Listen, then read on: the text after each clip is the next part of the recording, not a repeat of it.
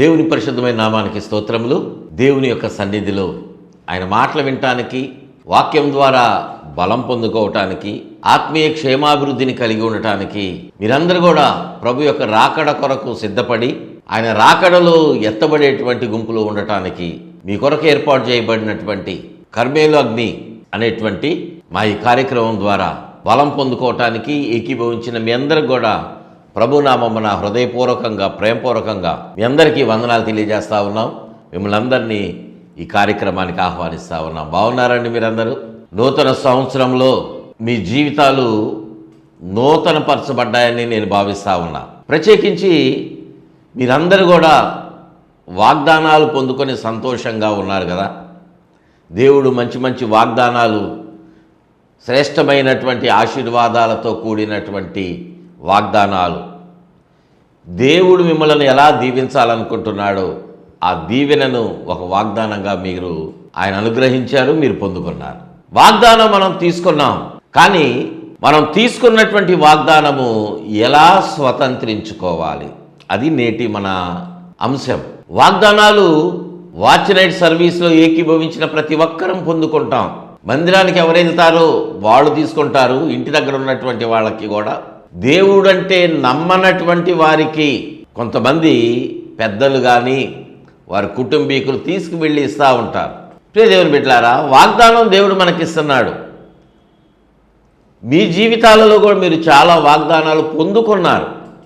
అయితే మనము వాగ్దానం పొందుకోవటము తేలికే, కానీ దానిని మనం స్వతంత్రించుకోవటమే కొంచెం మనం కష్టపడాలి. ఎలా మనం స్వతంత్రించుకోగలం? కేవలము వాచ్ నైట్ సర్వీస్లో ఇచ్చేటువంటి వాగ్దానం ఒక్కటే కాదు. బైబిల్ గ్రంథంలో ఎన్ని వాగ్దానాలు ఉన్నాయో ఆ వాగ్దానాలన్నీ కూడా మీ పరిస్థితిని బట్టి, మీరు అనుభవిస్తున్నటువంటి జీవితాన్ని బట్టి, మీరు ఉన్నటువంటి పరిస్థితులలో, బలహీన పరిస్థితుల్లో నేను మిమ్మల్ని బలపరుస్తాను, నేను నీకు తోడుగా ఉంటాను, నువ్వు భయపడొద్దు, నేను నీకు సహాయం చేస్తాను, నేను నిన్ను ఆశీర్వదిస్తాను, రకరకాలుగా దేవుడు మీతో మాట్లాడుతూ ఉంటాడు. ఆ వాగ్దానం మనం ఎలా పొందుకుంటామంటే కేవలం ఒక కార్డు ఇచ్చే అది మాత్రమే కాదు. దేవుడికి మీ పట్ల ఉన్నటువంటి ఒక ప్రణాళిక, ఆయన ఆ ప్రణాళికలో మిమ్మల్ని బలపరచడానికి, మీ జీవితాలను ఒక మధురమైనటువంటిదిగా తీర్చిదిద్దడానికి వాగ్దానం దేవుడు మీకు ఇస్తూ ఉంటాడు. వర్తమానము చెప్పేటువంటి సమయంలో తన దాసుని ద్వారా అభిషేకించబడినటువంటి వర్తమానం విడుదలవుతూ ఉంటే ప్రవచనాత్మకమైనటువంటి ఒక వాగ్దానం కూడా దేవుడు మీకు ఇస్తాడు.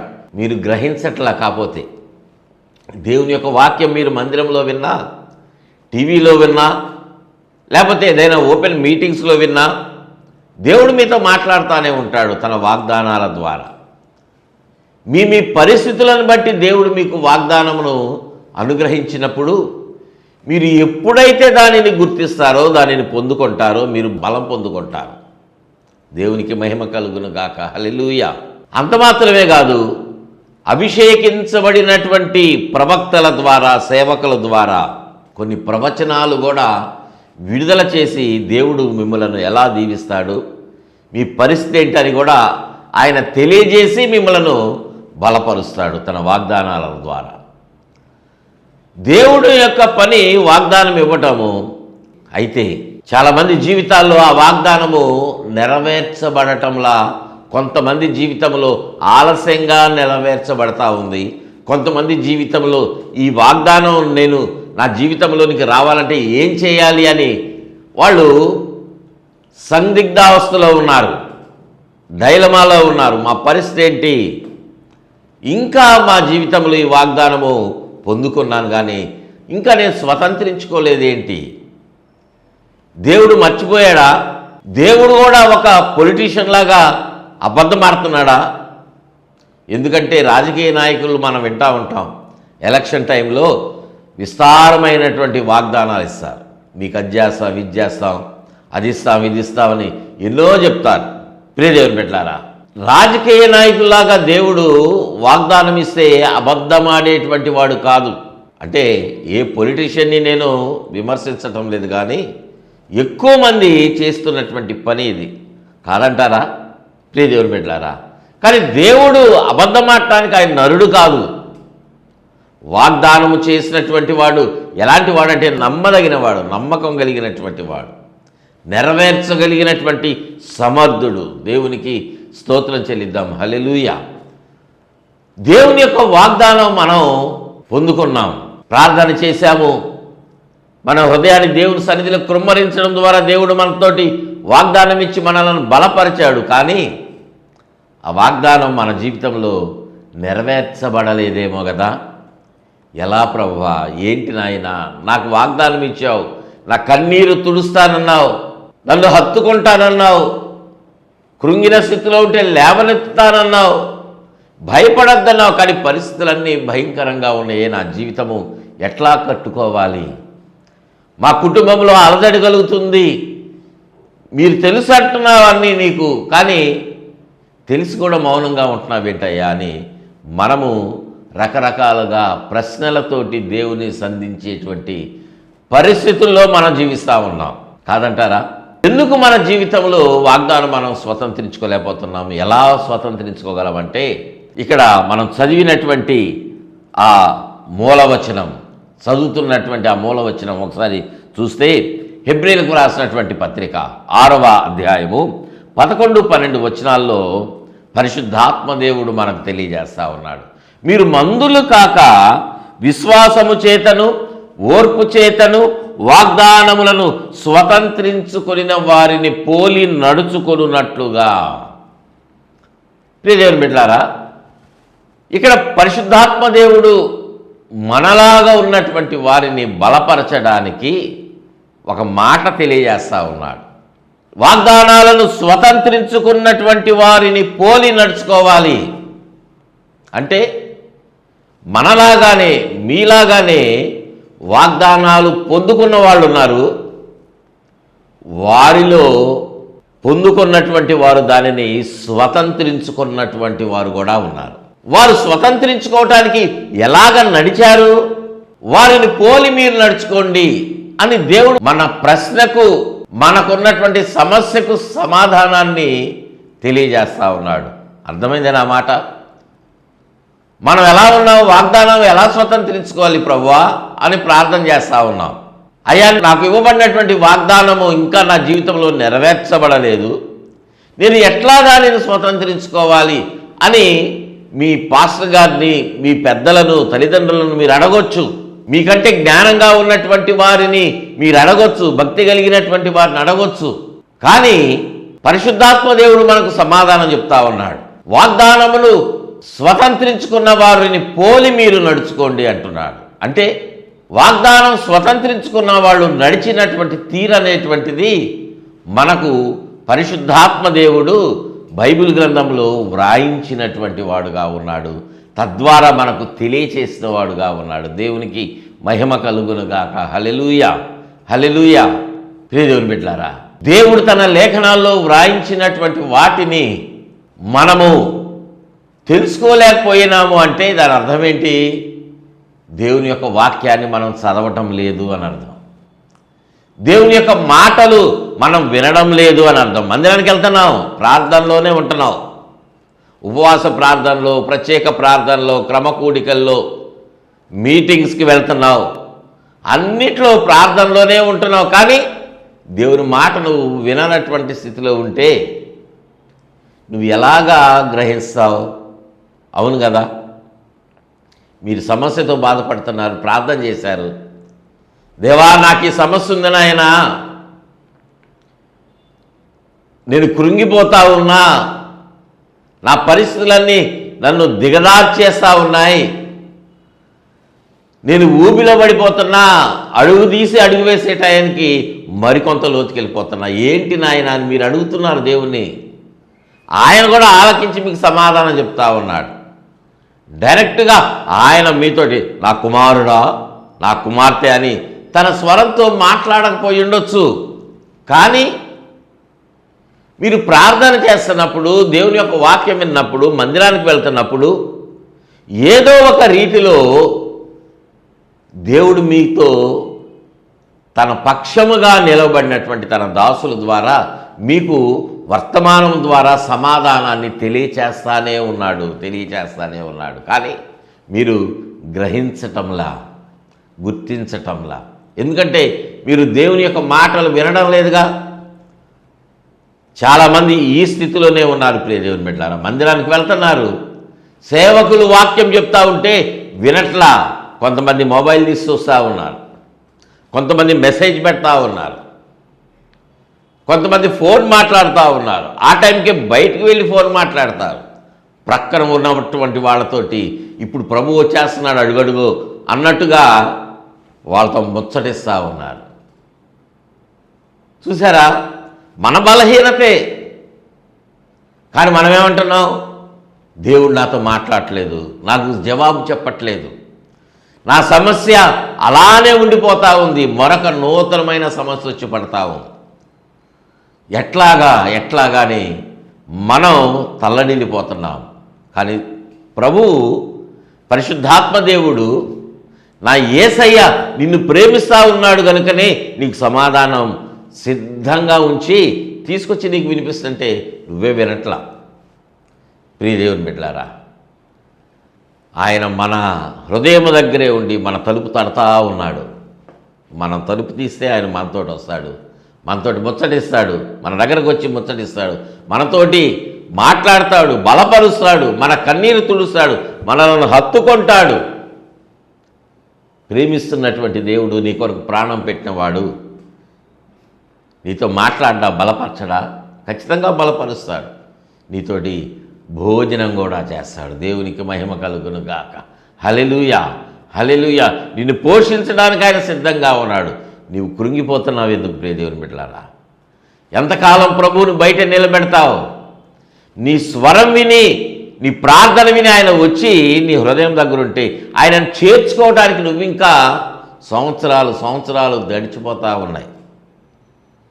నీ తండ్రిగా, నీకు నాయకునిగా, నిన్ను బలపరిచేటువంటి వానిగా ఆయనను నువ్వు అంగీకరించట్లా, బయటే పెడతా ఉన్నావు. అందుకే నీ జీవితంలో వాగ్దానములు పొందుకుంటున్నావు కానీ వాటిని స్వతంత్రించుకోలేకపోతున్నావు. అందుకే పరిశుద్ధాత్మ దేవుడు అంటున్నాడు, ఎవరైతే స్వతంత్రించుకున్నారో వారిని పోలి మీరు నడుచుకోనండి. దేవునికి మహిమ కలుగును గాక. హల్లెలూయా, హల్లెలూయా. ఇక్కడ రాయబడినటువంటి మాట అది. స్వతంత్రించుకొనిన వారిని పోలి నడుచుకొనున్నట్లుగా మీలో ప్రతివాడు కూడా ఎలా ఉండండి. వారిని పోలి మీరు నడుచుకోవాలి. ఈ మాట మీరు విన్నారు కదా, వారిని పోలి మీరేం చేయాలి? నడుచుకొనున్నట్లుగా అంటే మీరు నడవాలి. అంటే వాగ్దానం ఇస్తున్నటువంటి వాడు దేవుడు. మీ పరిస్థితిని బట్టి, మీ యొక్క ప్రార్థనను బట్టి, మీ హృదయంలో ఉన్నటువంటి వేదనను బట్టి, కోరికలను బట్టి, మీరు దేవునితో నడుస్తున్నటువంటి తీరును బట్టి, ఆయనకు సమీపంగా ఉన్నటువంటి విధానాన్ని బట్టి మిమ్మల్ని బలపరుస్తూ, లేవనెత్తుతూ, మీకు అభయహస్తాన్ని ఇస్తూ, బలపరుస్తూ ఆయన వాగ్దానం ఇస్తున్నాడు కదా, ఇచ్చాడు కదా. ఆ ఇవ్వబడినటువంటి వాగ్దానము నీకు ఏ వాగ్దానం అయితే ఇవ్వబడిందో ఆ వాగ్దానాన్ని పొందుకున్నటువంటి వారు, అలాంటి వాగ్దానాలను పొందుకున్నవారు, నీకున్నటువంటి హృదయ స్థితినే కలిగి ఉన్నటువంటి వారు మీరొక్కరే కాదుగా, చాలామంది ఉంటారు. చాలామందికి ఉద్యోగాలు రానటువంటి వాళ్ళు మీరొక్కరే కాదు, చాలామంది ఉంటారు. కుటుంబంలో సమస్యలతో ఉన్నవారు మీరొక్కరు, మీ కుటుంబం మాత్రమే కాదు, చాలా కుటుంబాలు ఉంటాయి. బిడ్డ లేనటువంటి స్థితిలో ఉన్నవారు కొంతమంది ఉంటారు. అనారోగ్యంతో ఉన్నటువంటి వారు కొంతమంది ఉంటారు. కానీ దేవుడు మనకు చెప్తున్నటువంటి మాట ఏంటంటే, నేను కొంతమందిని బలపరిచాను, అనారోగ్యంతో ఉంటే వాళ్ళకి ఆరోగ్యం ఇచ్చా. వాళ్ళు ఎలాగ ఆరోగ్యం పొందుకున్నారు? బిడ్డలు లేనటువంటి వారు, గర్భఫలము లేనటువంటి వారు, మీరే కాదు బైబిల్ గ్రంథంలో కూడా కొంతమంది ఉన్నారు. వారి గర్భమును నేను తెరిచి వారికి బిడ్డలను ఇచ్చాను, నేను వారికి సంతానం ఇచ్చా, వారు ఆశీర్వదించబడ్డారు. ఎవరైతే కృంగినటువంటి స్థితిలో ఉన్నారో, ఎవరైతే అనారోగ్యంతో ఉన్నారో, బాధలతో కృంగిపోయి ఉన్నారో, సమాధానం లేనటువంటి పరిస్థితిలో ఉన్నారో వారికి నేను సమాధానం ఇచ్చా. సమాధానం మీన్స్ ఇక్కడ జవాబు కాదు, హృదయములో నెమ్మదితనం. హృదయములో నెమ్మది లేనితనం. ఆస్తి ఉండొచ్చు, అంతస్తులు ఉండొచ్చు, మంచి వ్యాపారము, కోట్లాది రూపాయల సంపాదన ఉండొచ్చు, కానీ వాళ్ళకి స్లీపింగ్ పిల్స్ వేసుకుంటేనే, నిద్ర మాత్రలు వేసుకుంటేనే నిద్ర పడుతుంది. ఆ సమస్య. కానీ ఇప్పుడు వాళ్ళు ఎలా ఉన్నారు? నేను పూర్ణ శాంతి గలవానిగా వారిని నేను ఆశీర్వదించాను. దేవునికి స్తోత్రం చెల్లిద్దాం. హల్లెలూయా. ఇట్లాగా నేను బైబిల్లో కొంతమందిని పెట్టాను, వారు సాక్ష్యంగా ఉన్నారు. వారు ఏం చేశారు అంటే, వారికి ఉన్నటువంటి పరిస్థితిని బట్టి నా సన్నిధిలో ప్రార్థన చేసినప్పుడు నేను వారికి ఏవి కొదువుగా ఉన్నవో వాటన్నిటిని నేను అనుగ్రహించా. అయితే మీరేం చేయాలంటే, వారు ఎలాగ వాటిని పొందుకున్నారో వారిని పోలి మీరు నడుచుకోనండి. దేవునికి మహిమ కలుగును గాక. హల్లెలూయా, హల్లెలూయా. ఇక్కడ మనకు దేవుని యొక్క మాట మనకు నేర్పిస్తున్నటువంటిది ఏంటంటే, వాగ్దానం మనం పొందుకున్న వాగ్దానాన్ని మనం స్వతంత్రించుకోవాలంటే ఏం చేయాలి అంటే, అది మనమే చేయాలి. దేవుడు వాగ్దానం ఇచ్చాడు, దానిని స్వతంత్రించుకోవాల్సినటువంటి బాధ్యత నీ మీదే ఉన్నది, నా మీదే ఉన్నది. నాకు ఇవ్వబడినటువంటి వాగ్దానమును నేను స్వతంత్రించుకోవాలి. మీకు ఇవ్వబడినటువంటి వాగ్దానం మీరు మాత్రమే స్వతంత్రించుకోవాలి. దానికి తగినటువంటి పని మీరు చేయాల్సిందే, నేను చేయాల్సిందే. దేవునికి మహిమ కలుగును గాక. హల్లెలూయా.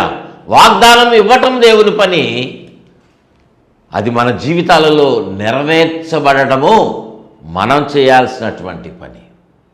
అందుకే ఆ వాగ్దానం పొందుకున్నటువంటి వారిని పోలి, స్వతంత్రించుకున్న వారిని పోలి మీరు నడుచుకోండి. దేవుడు అబ్రహాంతో ఒక మాట మాట్లాడు, ఒక్క మాట మాత్రమే చెప్పి నేను మీ అందరి కొరకు ప్రార్థన చేయటానికి ఇష్టపడతా ఉన్నా. ఆదికాండము గ్రంథము 12వ అధ్యాయంలో మనకు పరిచయమైనటువంటి మాటలే.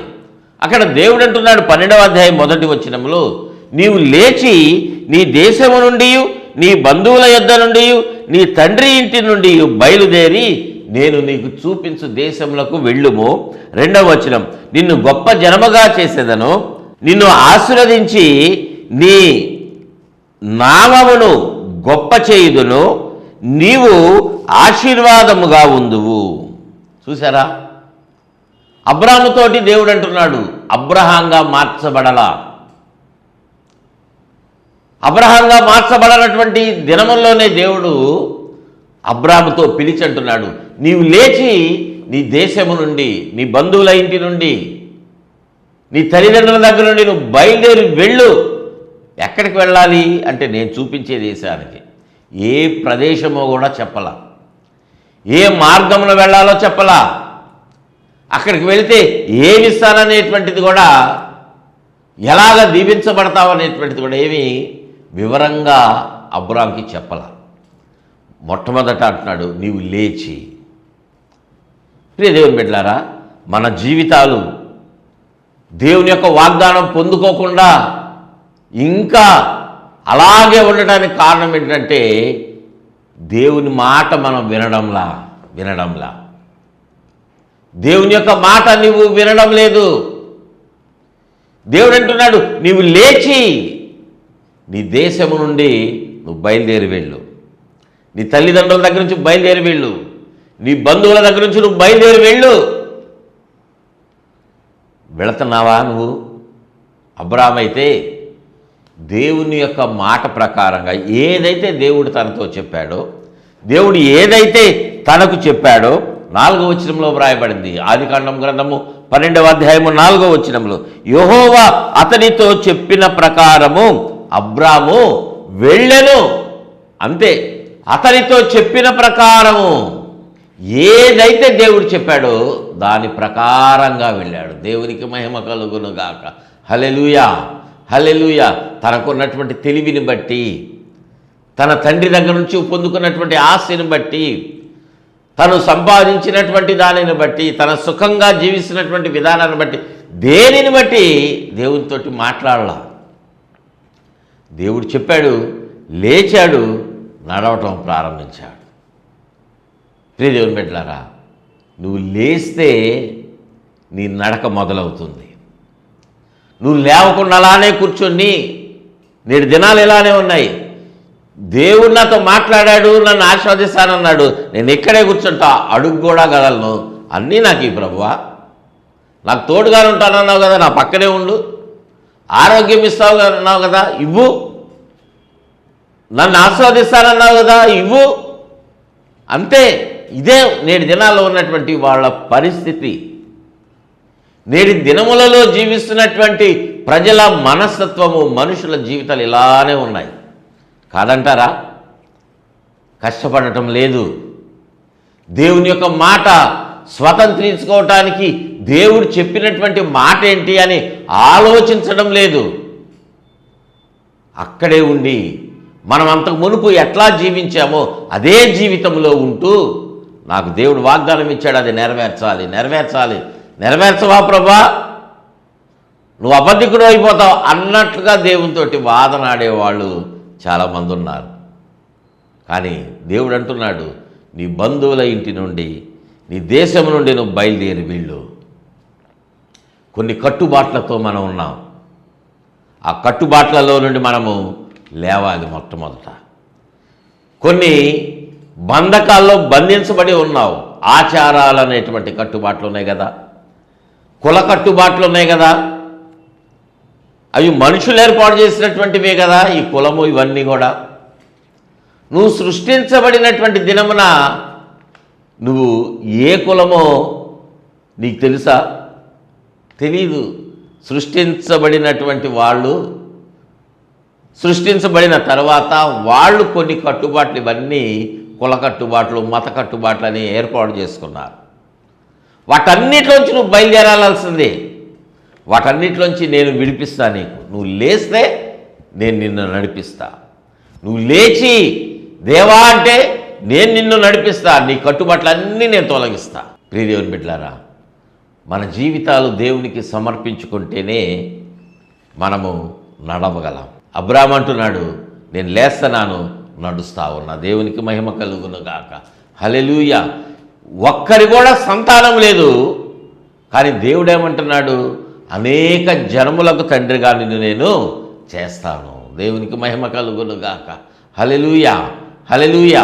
ప్రియ దేవుని బిడ్డలారా, మన జీవితాలు దేవుని సన్నిధిలో మనం యేసయ్యనే దేవునిగా కలిగి మనం జీవిస్తున్నాం, మంచిదే. రక్షణ పొందాం, బాప్తిజం పొందాం, సంఘములో చేర్చబడ్డాము, క్రమంగా ఆయన కానుకలు ఇస్తున్నాము, అర్పణలు ఇస్తున్నాము, ఆయన శరీర రక్తములో కూడా పాలు పంపులు పొందుతున్నాం, ఉపవాసం ఉంటున్నాం, ప్రార్థన చేస్తున్నాం. కానీ ఆయన చెప్పినట్లుగా మనము లేవట్లా. ఎక్కడ బంధించబడ్డావు కదా ప్రియ దేవుని బిడ్డ, అందుకే నీ జీవితంలో దేవుడు లెమ్మని చెప్తుంటే నువ్వు లేవట్లా. అదే జీవితాన్ని నువ్వు జీవిస్తూ ఉన్నావు. యేసయ్యను వెంబడిస్తున్నావు, కష్టపడుతున్నావు, కానీ ఫలితం రావట్లా. కారణం ఏంటంటే నీ ఇష్టంలో నేను వెళ్తున్నావు, దేవుని మాటలో నువ్వు జీవించటంలా. పేతురు కూడా రాత్రంతా శ్రమ పడ్డాడు, కానీ ఒక్క చేప కూడా దొరకల. కానీ ఎప్పుడైతే ప్రభువు చెప్పారో, ఎప్పుడైతే ధోనిని లోతులకు నడిపించమని ప్రభువు చెప్పారో, ప్రభువు చెప్పినటువంటి స్థలములో వల వేసినటువంటి వాడుగా ఉన్నప్పుడు విస్తారమైనటువంటి చేపలు పేతురు పట్టగలిగాడు. దేవునికి మహిమ కలుగునుగాక. హల్లెలూయా. ఒక్క చేప కూడా పట్టలేనటువంటి వాడు ప్రభు మాట విన్నప్పుడు విస్తారంగా ఆశీర్వాదం పొందాడు. నీ జీవితంలో ఈ అనుభవం మనం కలిగి ఉండాలంటే పేతురు ఎలాగా దేవుని మాట విన్నాడో నువ్వు నేను కూడా వినాల్సిందే. దేవుని మాట వింటేనే నీ జీవితము వాగ్దానం స్వతంత్రించుకుంటుంది. దేవునికి మహిమ కలుగునుగాక. హల్లెలూయా.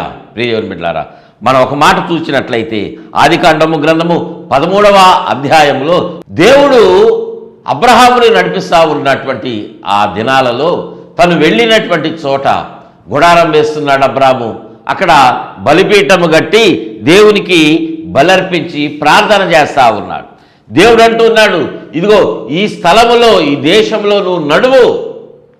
ఎంత పొడవున నడుస్తావో దేశానికి, ఎంత వెడల్పున నడుస్తావో, ఎంత నువ్వు నడుస్తావో అంత ప్రాంతాన్ని నేను నీకు ఇస్తాను. ఆ మాట దేవుడు మాట్లాడుతూ ఉన్నాడు కదా.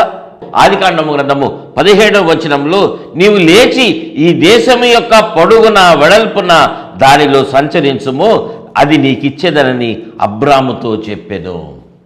ప్రియ దేవుని బిడ్డలారా, దేవుడు వాగ్దానం ఇచ్చాడు, కానీ అబ్రహాము లేవకుండా ఉన్నాడా, నడవకుండా ఉన్నాడంటే కాదు. అబ్రహాము ఆ ప్రదేశమంతా కూడా నడిచాడు. దేవుడు వాగ్దానం నెరవేర్చాడు. దేవునికి మహిమ కలుగునుగాక. హల్లెలూయా. దేవుడిచ్చినటువంటి వాగ్దానము జాగ్రత్తగా వినండి. మీ జీవితంలో నెరవేర్చబడాలి అంటే మీరు నడవాలి. దేవుని మాటకు మీరు లోబడాలి. దేవుని మాటను అనుసరించి మీరు చేస్తే ఏ వాగ్దానం అయితే మీరు పొందుకున్నారో అది మనుషులకు ఆలోచించడానికి కూడా అసాధ్యంగా ఉంటుందేమో, కానీ సమస్తము దేవునికి సాధ్యమే. నా యేసయ్యకి అది సాధ్యమే. 100% అది సాధ్యమే. దేవునికి మహిమ కలుగునుగాక. హల్లెలూయా. మృతులలో నుండి లాజర్ని లేవనెత్తినటువంటి వాడు. నీ పరిస్థితి మృతతుల్యముగా ఉన్నా, అబ్రహాము జీవితము గర్భము లేనటువంటి పరిస్థితుల్లో, శారా గర్భము మూయబడిన గర్భము తెరచి కుమారుని అనుగ్రహించి చిరునవ్వును కలుగజేసినటువంటి వాడు మీ జీవితంలో కలుగ చేయడా? దేవుని వాగ్దానాలు మీరు స్వతంత్రించుకోవాలంటే మీరు లేవండి, మీ బంధకాల నుంచి విడిపించబడండి, ముందుకు నడవండి. దేవుని యొక్క వాగ్దానం మీ జీవితంలో స్వతంత్రించుకుంటారు. దేవుని వాగ్దానమును మీరు స్వతంత్రించుకునేటువంటి రీతిగా మీరు నేటి నుంచి నడవండి. దేవుడు మీ జీవితాలను ఆశీర్వదిస్తాడు. అటువంటి కృప పరిశుద్ధాత్మ దేవుడు మనకందరికీ దయచేయునుగాక. ఆమేన్. ప్రార్థన చేసుకుందామండి. ప్రేమ కలిగిన తండ్రి, పరిశుద్ధుడా, మీకు వందనాలు. అవునయ్యా, వాగ్దానాలు మేము పొందుకుంటున్నాం, కానీ వాటిలో చాలా మేము గ్రహించలేకపోతా ఉన్నాము. వాటిని మేము అనుభవించలేకపోతా ఉన్నాం, స్వతంత్రించుకోలేకపోతా ఉన్నాం. కారణము మా జీవితమే, మా నడకే నాయన మీకు ఇంకా వ్యతిరేకంగా మేము నడుస్తూ ఉంటే ఆ వాగ్దానం ఎలా నెరవేర్చబడుతుంది? ప్రభువా, మీరు చెప్పినట్లుగా మేము లేచి మీ వాక్యములో నిలిచి మీ వాక్యములో నడిస్తే, మా జీవితాలు మీకు అర్పించుకొని నడిస్తే మేము పొందుకున్నటువంటి ప్రతి వాగ్దానం మా జీవితంలో మేము స్వతంత్రించుకుంటాం కనుక ఆ నడక మాకు నేర్పించండి. మీ బిడ్డలందరికీ నేర్పించి వారు ఏ వాగ్దానాలు అయితే పొందుకున్నారో వాటన్నిటినీ నెరవేర్చి ఇంకా నూతనమైన వాగ్దానాలు పొందుకునేటువంటి కృప ప్రతి ఒక్కరికి అనుగ్రహించి ఆశీర్వదించమని, మీ వాగ్దానాలతో ప్రభు బలపరచమని యేసయ్య శ్రేష్టమైన నామమున అడిగి వేడుకుంటున్నాం తండ్రి. ఆమేన్, ఆమేన్, ఆమేన్. తండ్రి, కుమార, పరిశుద్ధాత్మ త్రియేక దేవుని దీవెన కాపుదల చేరవచ్చిన ప్రతి ఒక్కరికి ఈ కార్యక్రమం స్పాన్సర్ చేసిన బిడ్డకు తోడుగా ఉండి నడిపించి బలపరిచి వాగ్దానములు స్వతంత్రించుకోవటానికి కృపను అనుగ్రహించి నడిపించి బలపరిచి వర్ధిల్ల చేయునుగాక. Amen, amen, amen. God bless you all.